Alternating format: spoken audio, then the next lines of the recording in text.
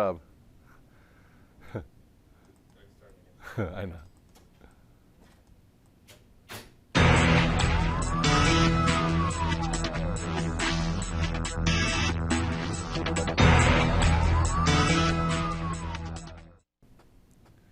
Good afternoon, Scott Relatif Live. Welcome to today's recap. So we came in today, futures are a little bit down. And we talked about a morning call. I was like, you know what? I think it's actually a bit better that we're not gapped up 10, 12, 14 handles or even 8 handles like we were Sunday night, because everyone would have just came in and would have been like, oh, we missed these entries. Oh, you know what? They did it to us again. And most likely, if you had longs from Friday, you probably would have just sold the open. And if you were looking to get short and you weren't rolling your shorts up, you probably would have tried to short the open. So instead, we opened up a little light. I tweeted, we talked about 2 or 3 different levels of support. I even think we put the chart on the blog saying we broke out in the spiders from 133.30 to 133.50. If the bulls want to maintain the pent-up momentum, that's probably where we hold. We could even hold 132.50 to 132.60 and still be fine. But anything below that area, and I think that some of us would start to get rid of some of the longs and start to get back to neutral versus positive to neutral. So with that said, in the first, I would say 20 minutes of the day, spiders held and tech showed a lot of relative strength. Everyone knows, on my radio and on the chat, I was definitely focusing on Apple this morning, a few different areas, a few different time frames, as far as I was long since Friday, and it was lagging a little bit Friday, but I kind of had that feel, the feel that you develop after 14, 15 years in the market where it was held down for option X, it was getting nice and tight, and it just was a day away from something. And my thesis was to the upside, and then the market confirmed it. It's all right to have a thesis, but you don't get in there until the market confirms it. So right away, real quickly, take a quick look at the S&P. You will see that here on the SPX, if you remember where we broke out from, which we talked about with this neckline, was right around here. Okay, so this was big resistance that turned into support today. The low here was 1334. I do think we tweeted 1333, 1336 would be important support. It held, we closed pretty well. So look where we are off these lows. You look at this inverted head and shoulders pattern. I think we started talking about it right around here. So it's been a really good roadmap. A roadmap to watch and trade more than the headlines. Watching the stock action has been much more profitable than reading the headlines, because every headline you read, you probably wanted to short everything. But if you did, you're probably a bit frustrated. So as far as, planning for the day, I don't know if a lot of you guys know this, but we do have this price point sheet. I'm not going to be salesy, but in this price point sheet, I have about the 20, 25 stocks that I'm watching. Sometimes we have action areas when we think that something could trigger, so it puts it in front of you so you could see it. And the first stock I have on here is Apple. So just real quickly, what you have in here, which just to show you one more time, is you have an action area, you have resistance 1, resistance 2. So here, my action buy area was 574.62. All it was the high of Friday, which was that inside day that gave us another price point reference. Then you had to get back the 50-day, which was around 577, which was also another add. And then within that, you also knew that 588.50 was the high from the event. That would be some resistance. So in the commentary, which is also part of the price point sheet, so you know kind of what I'm thinking, I basically said stock lagged the move late last week. Still looks good on a macro level. Watch the recent inside range for clues. Needs big upside volume to wake it up. So you go to Apple. You look at what happened today. We talked about it on morning call. Here's your tight little range. Took it on Friday. People like, why'd you put your stop at 569? Because that was the low of Friday, so I traded against it. And then you could have added right there, okay, when it went above 564.62 when it showed some relative strength. And then I don't know who was in here, but somebody was in here and removed my 50-day. But you put the 50-day back in here, and you will see that it gave you another entry as it busted right through it.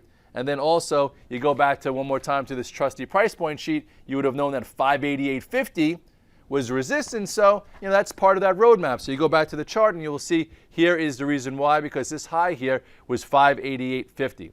There's a pause. Nice day. Great cash flow trade. Great macro hold if you're still holding it from this 100-day. Still have a pattern of low, higher low, another higher low. And now we'll see if we get a nice clean trade through this area. It might need a day to absorb this nice day up 2% or so, or it might just continue. So tomorrow, depending on how we open, today's high of 587.89 will be an action area. Then you have this gap that could probably be filled with any more hint of strength, and then we'll see what happens from there. So all in all, nice macro hold for those who do that, and nice cash flow trade or day and a half trade for those, from Friday. And if you didn't have it over the weekend, because that's fine, you didn't need to have the risk. It was down $2-3 off the open. You actually were in a better position than most of us coming in because I did have it long. And then also, just, everyone's so damn negative. Everyone is looking at the problems in Europe, and they're there. But there are stocks that are rewarding investors for learning, for doing their homework. You look at a stock like eBay. We've had it on off the charts so many times. Look at it today. Guys in my whole community were going nuts with it, and rightly so. We talked about how if you hold your earnings gap, you have a lot of pent-up energy. Well, it did. It gave you one little push into it, but then here's your little red dog reversal. Look at that red dog reversal. Okay, it broke below this low here of 38.22. Remember this day? Came back above it. You could have bought there with a 22-cent stop, and that was the pivot into this gap. But anyway, then it held higher, and today it broke above this area, and a lot of guys are buying it through this resistance. And it closed well, showing you another little sign that we're back in a healthier environment, because recently you break out and fail.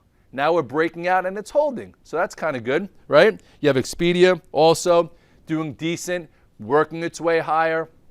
Today, Amazon, you go back to this price point sheet. There was only 4 action areas, okay? Go back to me.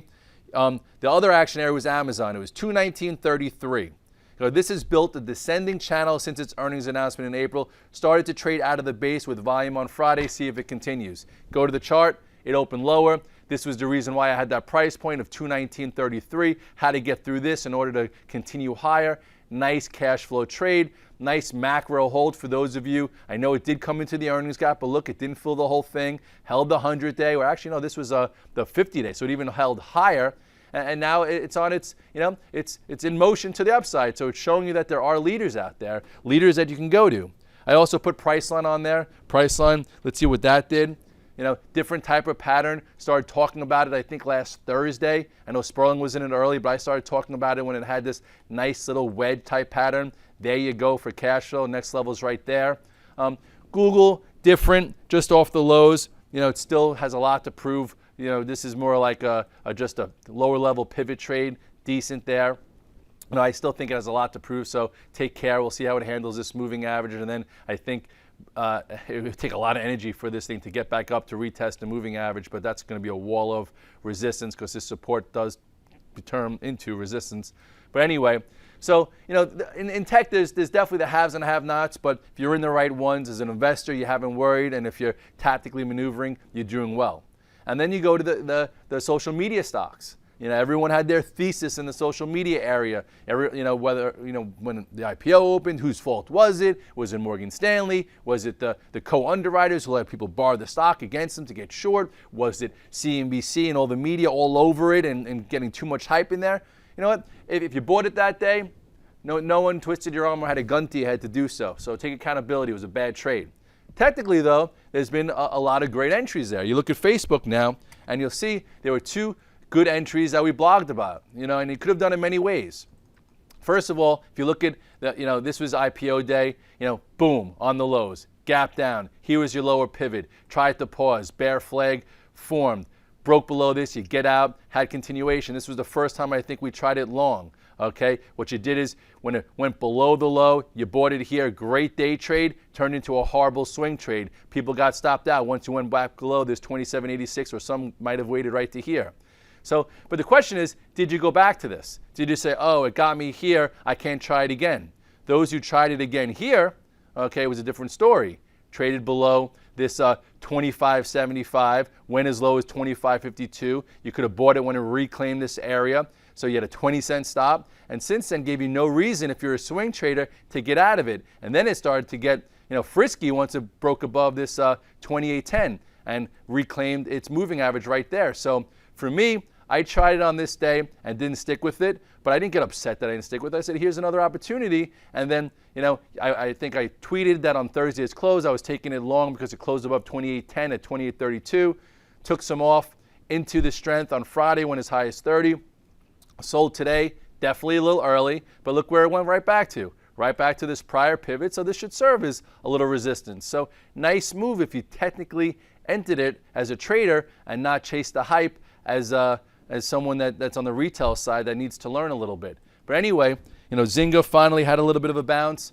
We started talking about this one, as far as technically, it showed you how weak it was the whole time, but the street made you think that you had to own it. This is when you didn't have to own it, when you had the shooting star top, or when it broke this area, or when it broke this area.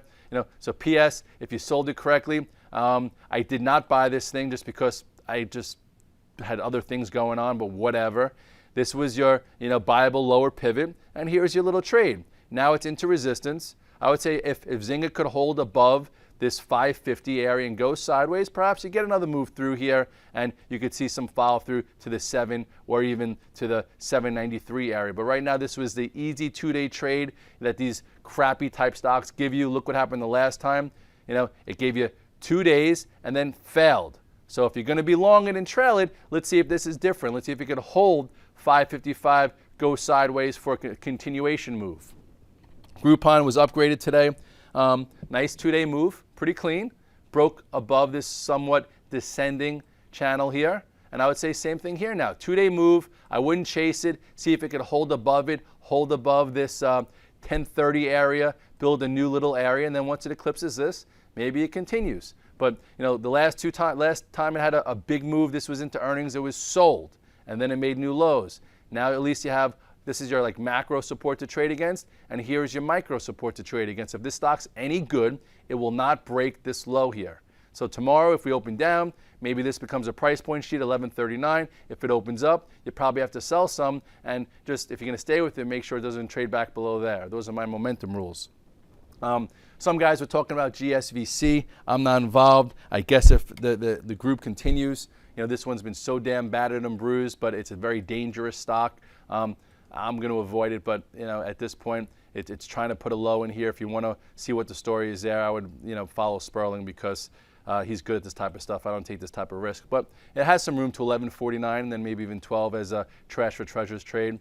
And lastly, just because I have to jump, I want to show you guys gold. Gold's at a very interesting spot. I know I've tried it so many times as it's come close to breaking this intermediate downtrend. Well, guys, here it is again. Last time I got involved was when it gapped up. And it was a decent trade, actually, when it traded through here, but you had to sell it into resistance. Then it failed quick, came back up, and now it's holding sideways. The longer it holds here, maybe this time is different. I hate saying that. This time is different because it's never different. But if I was short versus this area, and you know how gold moves overnight, I'd be quivering in my boots. So for me, I'm not short. So at the close, I said, you know what? My gut's telling me be a little long. So I'll be a little long, and we'll see how it handles this 158.50, 159 area. If it gaps above, there's going to be a lot of guys who are short versus that didn't cover into this, saying, uh-oh, what do I do now? Because then 161 and 163 could be pretty damn quick, especially with the Fed coming, around the corner. So with all that said, I know there's a lot of doom and gloom out there in the headlines, in the media, everywhere you turn. If you read the tape versus the headlines, there's a lot of good action, a lot of good tactical plays. Remember Duncan? I've talked about Duncan for, I think, 6 months now. Put it in your IRA, put it away, put it in a macro account. It shows you can be a stock picker. Look at Duncan. Pow! New highs. New issue, very young.